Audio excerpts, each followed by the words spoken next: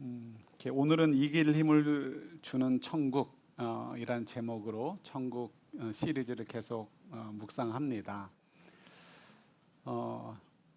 몇 달 전인 것 같습니다. 제 아내가 핸드폰을 보고 있다가 짤을 봤나 봐요. 재미있는 거 봤다고 보여주더라고요. 유재석 씨가 다 아시죠? 그분이 길거리 다니면서 이제 뭐 토크쇼 하는데 애들 꼬마 아가씨 둘 한 10살쯤 돼 보인 것 같아요. 두 명 아이에게 질문을 합니다. 너희들은 잔소리와 조언의 차이를 어떻게 생각하니? 라고 묻습니다. 여러분 어떻습니까? 잔소리와 조언의 차이. 이게 벌써 우리 부모들의 세대는 조언자의 입장에서 뭔가 얘기하고 싶은 디펜스하고 싶은 그런 마음들이 있을 수 있습니다.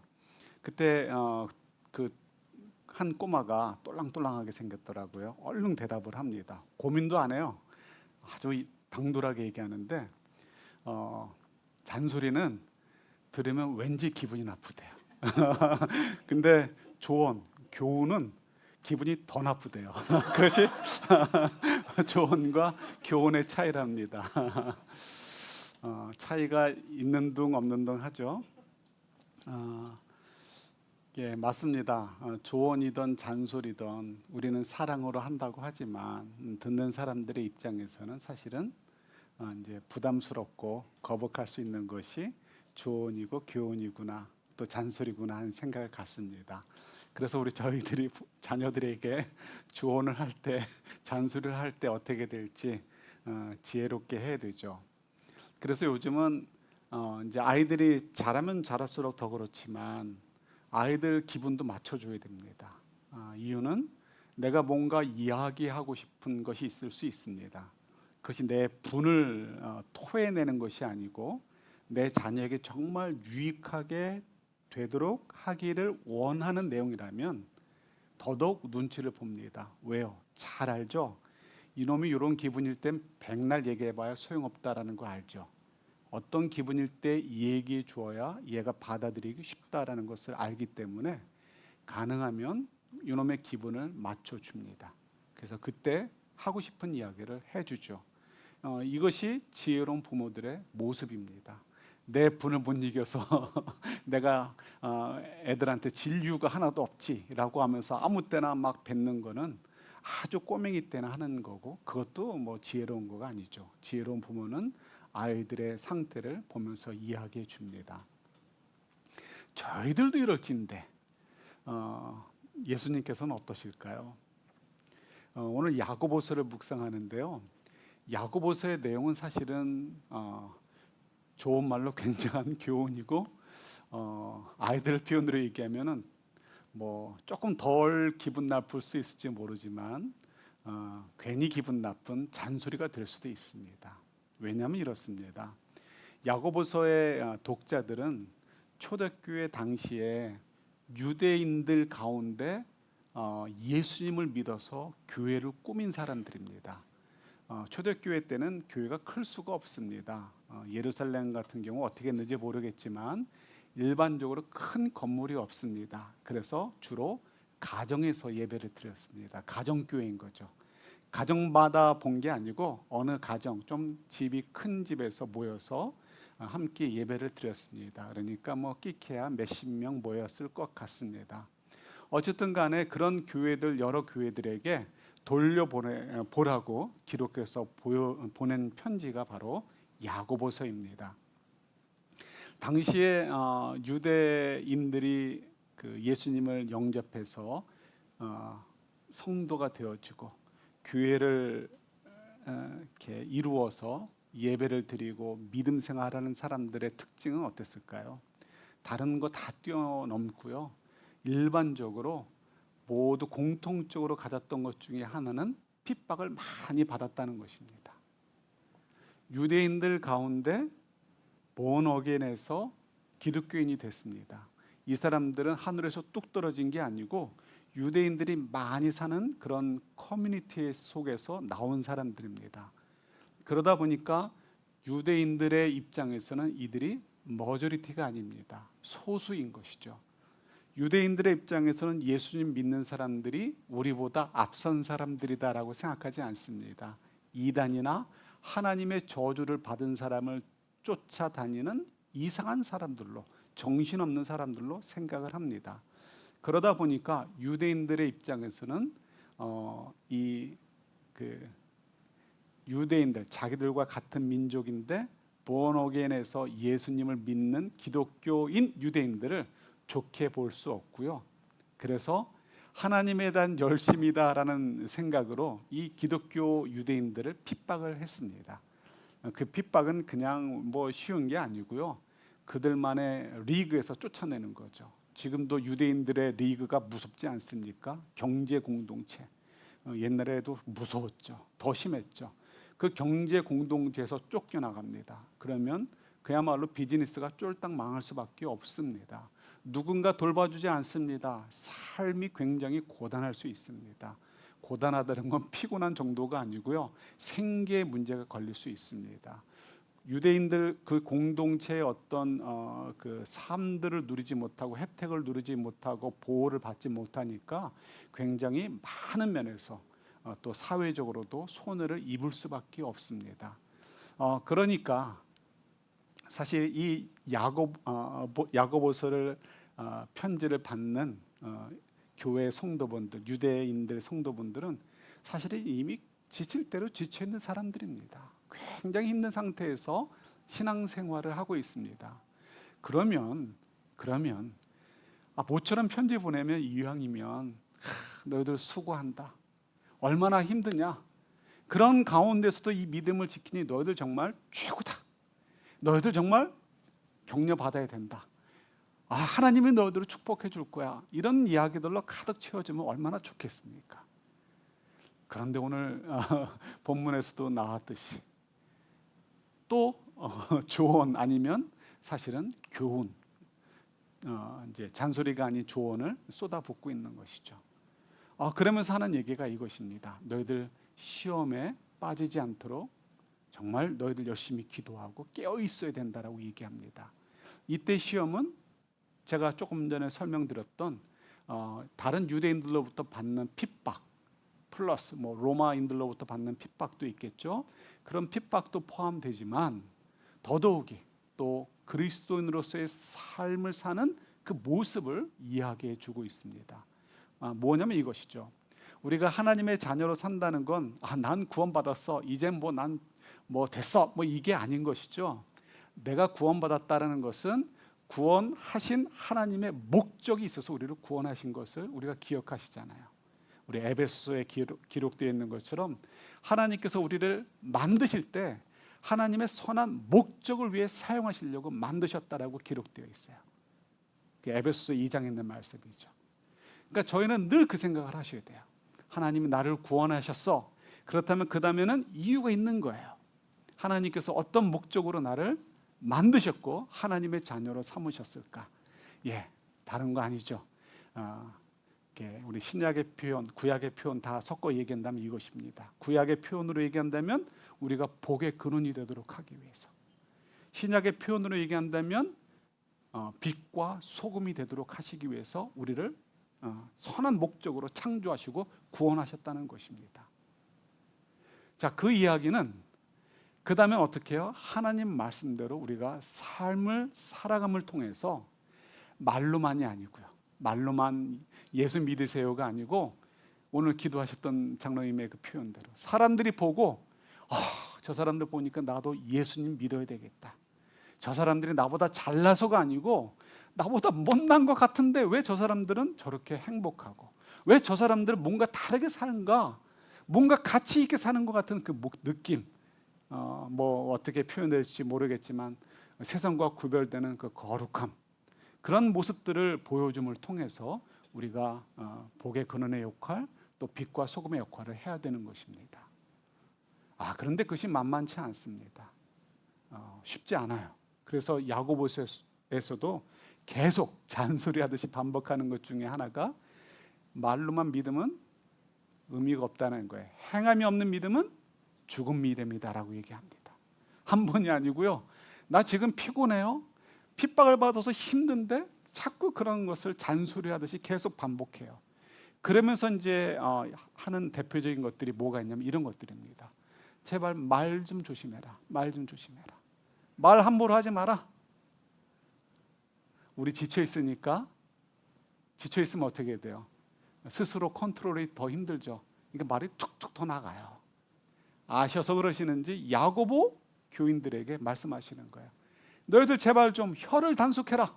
말 좀 조심해라라고 자꾸 반복해서 말씀하세요. 너희들 힘드니까 자꾸 뭔가 의지하고 싶지. 그래서 뭐 사람들이 의지해요? 돈에 의지해요. 제발 좀 좀 다른 표현도 있지만 결국 돈에 대한 이야기입니다. 돈 좀 하지 말고 돈을 의지하지 말고 살아라라고 이야기를 합니다. 나는 현실적으로 힘들어서 그런 것들이 필요하고 그렇게 좀 표현하는 것이 필요한데 하나님께서는 그러지 말라라고 말씀하시는 거죠. 가뜩이나 힘든데 좋을 때 들어도 잔소리는 어떻다고요? 괜히 기분 나쁘고, 그죠? 조언은 어떻다고요? 더 기분 나쁜데, 그죠? 왜 지금 상황도 안 좋은데 내가 믿음 때문에 이런 고통 가운데 있고 힘든 가운데 있는데 왜 또 이렇게 조언이든 잔소리든 나에게 또 해주실까라고 야고보서를 받는 독자들은 생각할 수도 있습니다. 예수님은 정말 엄격한 교사 같은 분이라 그러셨을까요? 아니겠죠. 이유가 있습니다. 우리가 천국 생활을 살고 있음을 우리가 계속 묵상하고 있습니다. 우리가 바라보는 천국, 완성된 천국도 있고요. 이미 이 땅에서 시작된 천국도 있습니다. 그래서 천국은 플레이스의 개념만 있는 것이 아니고 천국의 본질, 뭐죠? 하나님과 우리가 정말 귀한 관계. 하나님이 이 세상의 아버지가 아니라 하늘 아버지로서 우리를 책임져 주시고 사랑해 주시는 관계가 시작되었다는 것, 그것이 천국의 시작이다라고 성경이 저들에게 가르쳐 주고 있죠.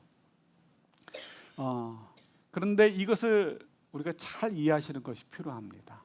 만약에 천국이 있는데 하나님이 안 계시다, 그러면 그것이 천국일까요? 아닐까요? 아닌 거죠. 아무리 좋은 집에 있고 냉장고를 열으면 맛있는 음식이 가득해도요, 집에 들어가면 가족끼리 원수가 되어 있다면 그 집이 들어가겠습니까? 그 집이 가정이 될 수 있겠습니까? 절대 그럴 수 없는 것이죠. 천국에서 하나님이 없다라는 것은 상상할 수가 없습니다. 그건 천국이 아니고 지옥이 되어버리는 것이죠.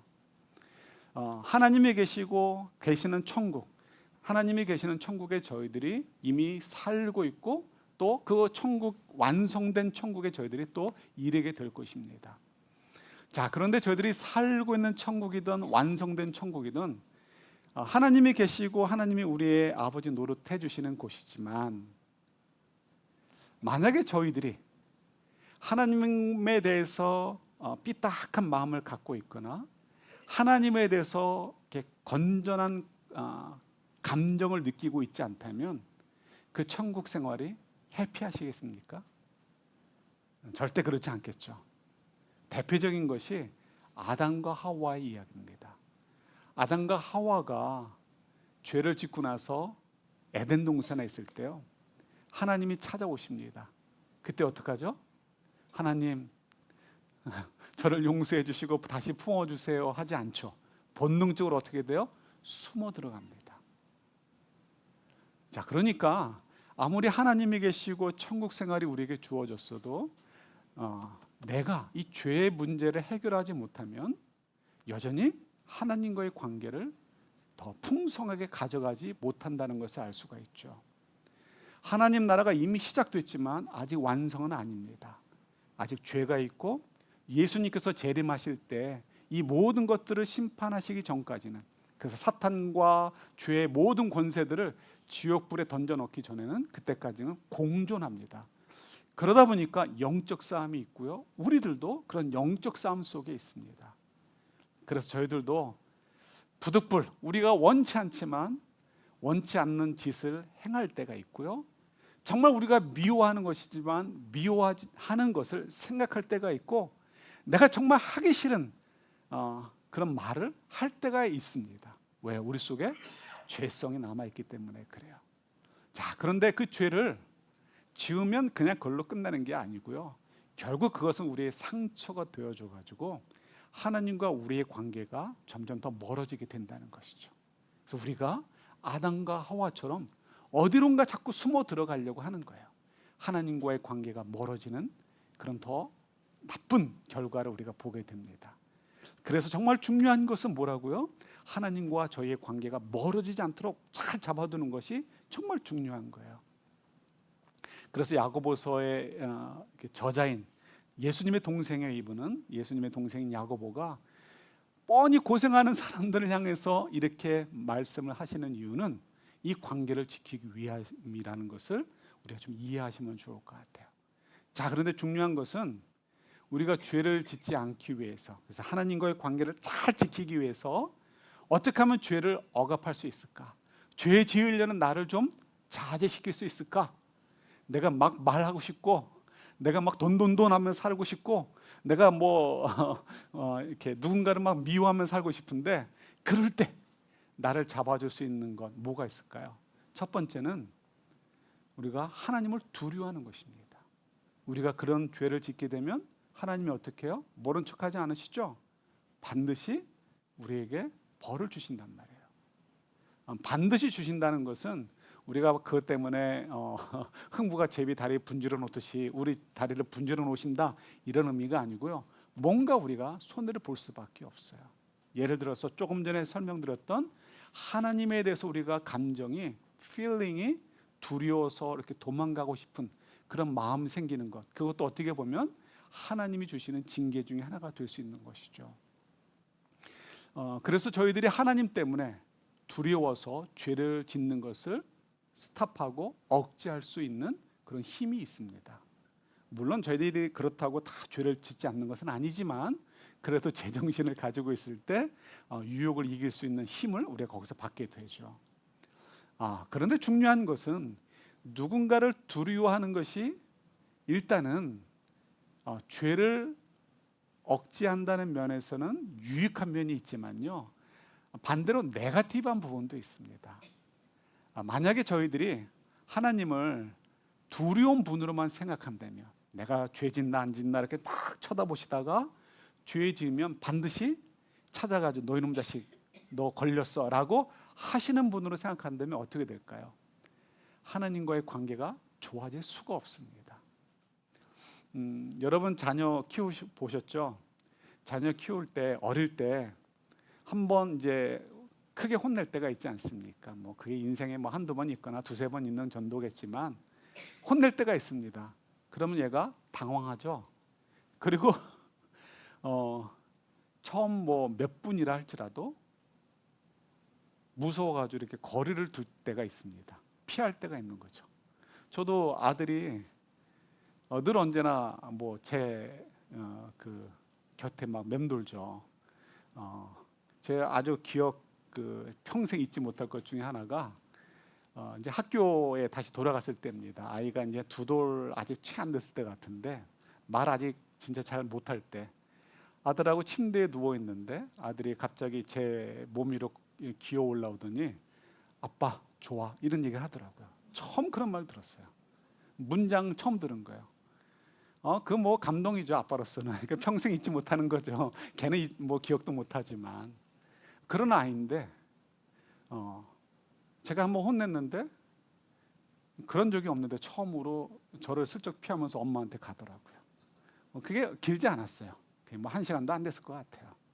그런데 그게 정말 제 마음에 상처가 되더라고요. 내가 이렇게 하면 안 되겠구나. 그 다음부터 혼내고 싶은데요, 혼낼 때 고민하는 게 뭐냐면, 내가 정당해서 혼내는 거지만 애 입장에서는 폭력을 행사하는 것이 될 수 있겠구나 싶더라고요.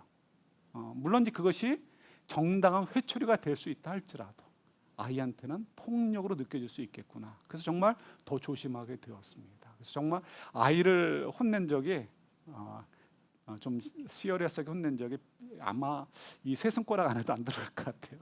한번 뭐 맴매 든 것이, 약 먹어야 되는데 열 올라가는데 약을 안 먹는 거예요. 그래서 이제 그 혼낸 거, 그거가 들어갈 정도로 이제 애를 혼내는 걸 되게 조심을 했습니다.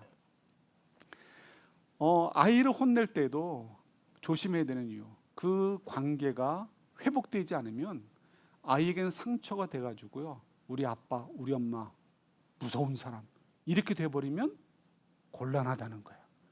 그러면 정말 내가 사랑의 언어를 이야기하고 싶고 사랑의 관계를 놓치지 않고 싶어도 아이가 본능적으로 우리 아빠, 우리 엄마 무서운 사람 하면 거리감이 확 생긴다는 거예요. 아, 이놈의 자식 왜 내 마음을 이해를 못해? 이것조차도 우리의 변명에 지나지 않는다는 것이죠. 참 무서운 거예요. 하나님께서도 마찬가지예요.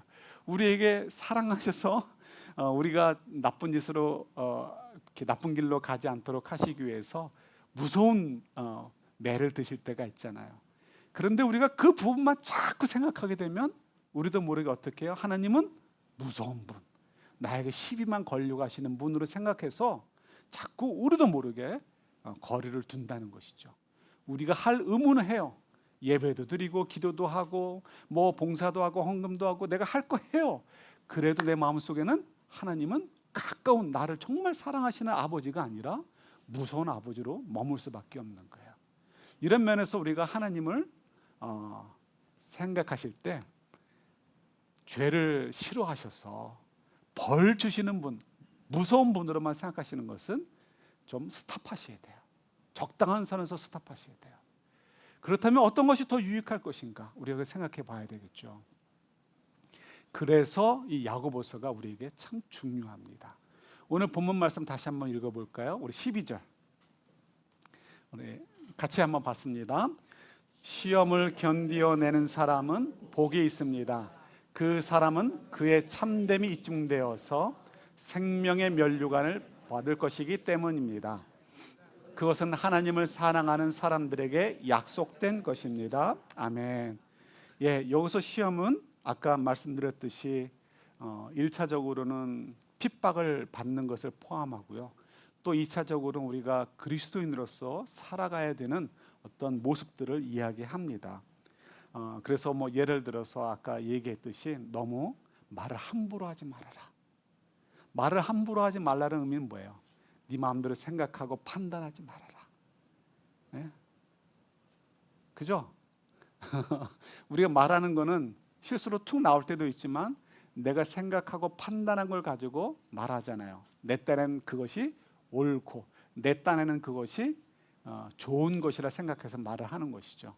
근데 함부로 말하지 말라는 얘기는 뭐예요? 함부로 생각하지고 판단하지 말라. 그리고 결국 함부로 행동하지 말라 이런 것입니다.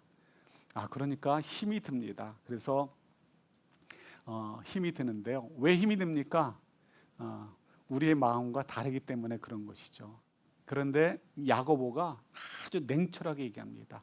14절 15절 한번 같이 보도록 할게요. 14절 15절 같이 봤습니다. 사람이 시험을 당하는 것은 각각 자기의 욕심에 이끌려서 꿰매 빠지기 때문입니다. 욕심이 잉태하면 죄를 낳고 죄가 자라면 죽음을 낳습니다. 아멘. 예, 우리 딴에는 옳은 것 같고 우리 딴에는 객관적으로 생각해도 상식적으로 봐도 내가 도움이 되고 싶은 것이다라고 할지라도 사실은 우리 속에 그것이 상당 부분은 우리의 정욕을 따라 판단되어지고 행동할 때가 많이 있다라는 것입니다. 뭐 여러분들 다 잘 아실 거예요. 그냥 우리 했던 얘기 한다면 아이들을 혼내도 내가 혼내고 싶은 타이밍에 혼내는 이유가 왜 있어요? 내 분을 참지 못한 것이죠. 내가 누군가에게 할 이야기를 좀 참고 나중에 지혜롭게 할 수 있음에도 불구하고 일단 뱉는 이유는 뭐예요? 내 분, 내 감정을 이기지 못해서요. 그리고 그걸 어떻게 포장해요? 내가 자녀를 사랑하기에, 내가 생각하는 것이 옳은 일이기에 라고 한다는 거예요. 옳은 것일 수 있어요. 그러나 방법적인 면에서는 어떻다고요? 우리가 우리 정욕을 따라 행할 때가 많이 있다는 거예요. 그래서 야고보가 얘기하는 것입니다. 그것은 뭐다? 죄라는 거예요. 그래서 욕심이 잉태하면 죄를 낳고 죄가 자라면 죽음을 낳는다라고 얘기하는 거예요. 말에 대해서 좀 얘기하시는 거예요. 말. 우리가 이 시험에 들지 않도록 이기도록 우리가 이렇게 해야 된다는 것이죠. 그렇다면 이런 이길 힘은 어디서 나올까요? 우리가 정말 간절해야 되는데 그것을 5절 6절에서 이렇게 말씀하십니다. 5절 6절 말씀 같이 볼게요. 같이 봤습니다.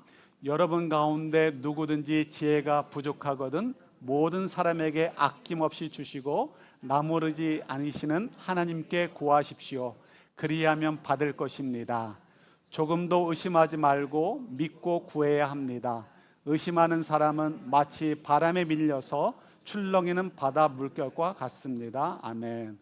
자, 5절 6절에 보면 우리가 간절히 기도하고 구하라고, 의심하지 말라고 얘기합니다. 뭘요? 우리가 지혜, 그죠? 너무 답이 좀 너무 급하게 나왔어요. 우리가 원하는 거를 구하는데 기도하면서 이것 주세요라고 하면서 의심하지 말라라는 말이에요? 아니란 말이에요. 근데 우리가 어떻게 해요? 우리의 정욕을 따라서 쓱 갖다 쓰는 거예요. 하나님이 이렇게 말씀하셨지. 우리 남편이 정신 차리도록 기도해야지. 우리 와이프가 정신 차리게 기도해야지. 의심하지 않고 기도해야지. 이건 다 뭐라고요? 우리의 정욕을 따라 하는 욕심에 지나지 않는다는 거예요. 시험을 이기기 위해서 뭘 구하라? 지혜를 구하라는 거죠. 지혜. 근데 이 지혜를 구하는데 간절히 기도하라는 거예요. 왜냐하면 우리가 의심하면 파도처럼 왔다리 갔다리 한다는 것이죠. 한국말 표현으로 하면 어떻게 해요? 갈대와 같이 흔들린다는 것이죠. 왜 그럴까요? 이 시험을 이길 만한 지혜가 우리에게 많이 주어졌어요. 그러나 우리의 정력이 우리가 그걸 받아들여서 순종하지 않도록 자꾸 유혹한다는 거예요. 그래서 단호하게 하나님 이길 수 있도록 도와주세요. 지혜가 확실하게 내 마음속에 들어와서 그 지혜를 따라 흔들리지 않고 그 열매가 얼마나 선하고 좋은 것인지를 깨달아서 생각할 수 있어서 흔들리지 않게 해주세요 라고 간절히 기도하라고 5절 6절에서 말씀하고 계시는 거예요. 아이들에게 내가 막 흥분해가지고 막 얘기해주고 싶어요. 그러나 그때 지혜를 주시죠. 자녀를 노하게 하지 말라. 기다려주는 거예요. 눈치 봐주는 거예요. 좋은 타이밍에 제대로 주어서 아이가 변화되는 것이, 그래서 그것이 좋은 열매를 맺어지는 것이 지혜로운 것 아닙니까? 지혜를 요구하시는, 우리가 구하라라고 말씀하시는 것이죠. 그런데 그 지혜 가운데 핵심 중에 하나가 뭐냐면 오늘 12절 말씀에 나오는 거예요. 생명의 면류관을 생각하라는 것입니다. 생명의 면류관. 생명의 면류관 생각하면 뭐 생각됩니까? 언제 연결되는 거죠? 천국이에요. 천국. 그죠? 천국은 예수님께서 재림하실 때 완성된 천국이 우리에게 기다려지는 미래의 부분이라면 현재의 부분도 있다라고 말씀드렸어요. 예수님께서 죽으시고 부활하심을 통해서 이제 저희는 하나님의 자녀가 되었고 천국 백성을 하나님이 책임져 주시는 것처럼 우리를 책임져 주신단 말이에요. 다만 우리가 이 땅에 사는 동안 예수님처럼 우리가 섬기기 위해 이 땅에 존재합니다. 여러분 늘 기억하셔야 돼요. 예수님이 이 땅에 오셔서 33년 사셨는데 늘 머릿속에 내가 33년 채우고 빨리 천국 가야지 이렇게 사시지 않으셨다는 거 기억하셔야 되죠. 예수님께서 33년을 이 땅에 사시면서 늘 생각했던 건 뭐예요? 내가 이 땅에서 해야 될 일들을 생각하신 거예요. 그 일을 위해서 인간의 몸을 입고 내려오신 것이죠. 우리도 천국으로 바로 가면 돼요. 그러나 하나님께서 이 땅에 남겨놓으신 이유가 있겠죠. 그럼 예수님처럼 작은 예수로 살라라고 이 땅에 남겨놓으신 거예요. 그래서 세상 사람들을 섬기기 위해서는 그들과 눈높이를 맞춰야 대화가 되고, 내가 너희들의 아픔을 알아, 나도 알아, 아팠는데 예수님을 믿으니까 바뀌더라라는 얘기를 해줄 수 있어야 되잖아요. 내가 예수님 때문에 너희들처럼 똑같은 상황 속에 살지만 너희들과 다르게 정직하고 바르게 살고 있고, 너희들처럼 거짓하고 다른 사람을 미워하고 욕하고 살지 않고 다른 사람들을 용서하고 살며 살고 있지 않니? 라는 것을 보여줄 수 있어야 되잖아요. 그래서 우리가 이 땅 속에서 다른 사람들처럼 살아가는 이유가 거기 있는 거예요. 다만 세상에 알지 못하는 신비로운 하나님과의 만남을 우리에게 허락해 주신 것이죠. 그래서 이 생명의 면류관을 생각하는 건 뭐냐면 우리가 하나님의 자녀로 지금도 살고 있고 또 천국에, 완성된 천국에 가면 누리게 될 그 영광을 생각하라는 것이죠. 그렇다면 우리가 생각이 달라지는 것이죠. 8월 달에 이 말씀을 묵상하면서 사실은 한 두어 달 전에 이 말씀이 사실 저에게 되게 은혜가 되었습니다. 천국을 생각하는데요, 세상이 다르게 보이는 거예요. 정말 다르게 보이는 거예요. 사람들과의 관계도 그렇고 정말 다르게 보여요. 너무 좋았어요. 이거 그때 노트를 봤는데 글자는 있는데 감정이 없어졌어요. 그래가지고 이거 제가 며칠을 다시 묵상하고 기도하고 했는데 그 감정이 다시 솔직한 얘기로 다시 그만큼 끌어올라오지가 않아요. 머리로는 이해가 되고 전달되어질 수 있고 이미 머릿속에 깊이 각인이 되었는데 이게 감정이 사라져 버렸어요. 정말 어려운 것 같아요. 여러분들께서는 천국 생각하면 어떤 감정이 느껴지십니까? 뭐 갈려면 가고 안 갈려면 안 가겠지, 뭐 이 정도십니까? 정말 천국을 생각하시고 내가 지금 천국 생활을 하고 있다는 것을 생각하시면서 그때 오는 어떤 감동이 있으셔야 돼요.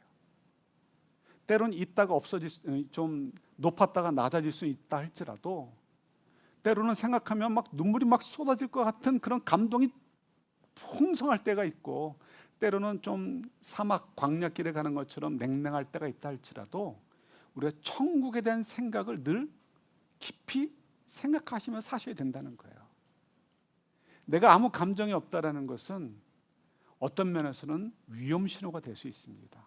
내가 지금 천국을 생각하지 않고 살고 있다.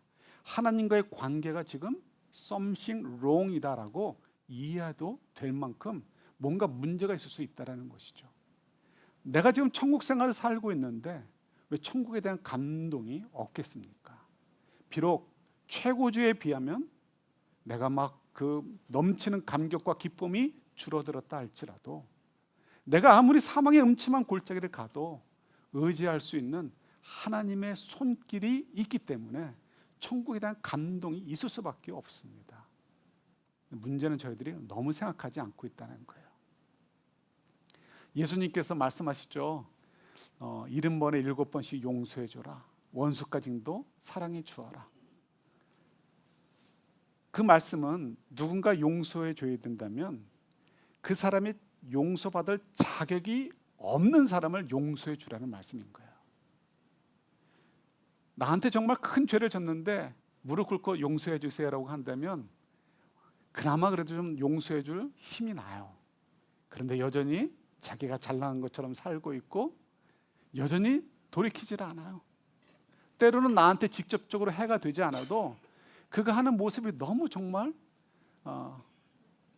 미운 사람들 있잖아요. 다른 사람들을 이용하고 다른 사람들에게 해를 끼치는 그런 모습들.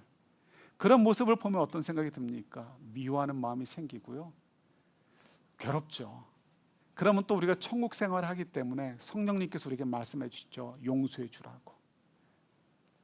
천국의 기쁨을 우리에게 맛보게 하시면서 자꾸 용서해 주라고 말씀해 주십니다. 그러면 저희들이 어떻게 용서하면 될까요? 다른 거 없다라는 거예요. 지금 야고보가 얘기하는 건 뭐냐면 천국을 생각하라는 거예요. 너희가 지금 누리는 천국 그리고 앞으로 누리게 될 그 완전한 천국에서 완성된 천국에서 누리게 될 그 영광과 그 기쁨과 환희와 말할 수 없는 그